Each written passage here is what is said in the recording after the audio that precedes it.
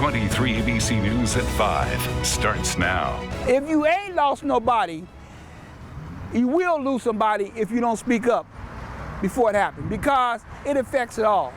And a mother should not have to bury her child.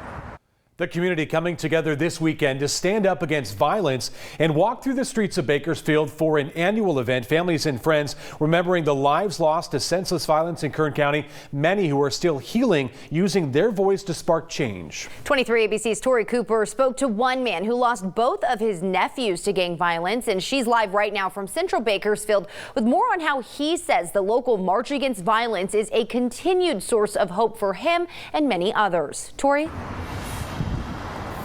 Tim and Jessica, I'm right here along L Street in Central Bakersfield, where Daryl Grimes says this is right where he found his 19-year-old nephew shot to death in this front yard. But he says this is just one of the many places around town that act as reminders of the changes that still need to happen within our community. And he says the March Against Violence is the first step in the right direction.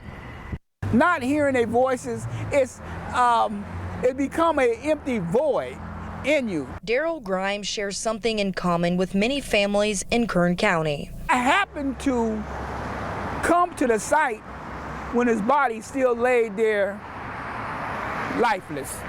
Grimes still stuck with the image of his 19-year-old nephew, Clarence Bagsby, who he says was brutally murdered 10 years ago along 8th and L Street in a gang-related shooting. Grimes says the man who shot Clarence was convicted and sentenced to life in prison, but he says the sentencing doesn't make the pain any easier. Very first time, I stood on the sidewalk. But that is not the only heinous memory that Grimes lives with day in and day out. He says his other nephew, Jeremy Littlejohn, was also shot and killed here along Wilson Street a year ago when a garage party turned deadly after someone fired off multiple gunshots through the garage.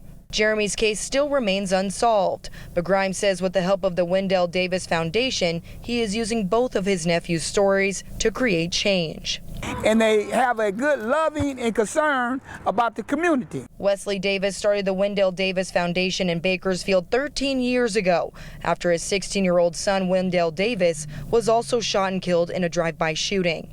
In an effort to create change, the foundation provides weekly tutoring, mentoring, and team resources for members of the local youth to use as outlets for a better life outside of gangs. Grimes says the foundation's annual March Against Violence is also providing a path towards healing for people like him. The ones that have been sitting on a lot of grief and just walking and shouting and out helps.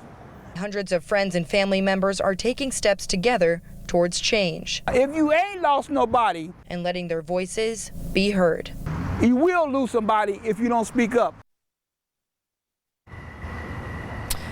Now, Jeremy Littlejohn's case still remains unsolved, and anyone with information is urged to contact BPD at 327-7111. Now, the March Against Violence is taking place starting this Saturday at 10 a.m. on the corner of Chester and 8th Street, and anyone is welcome to attend. But for now, live in Central Bakersfield, I'm Tori Cooper for 23 ABC News, connecting you.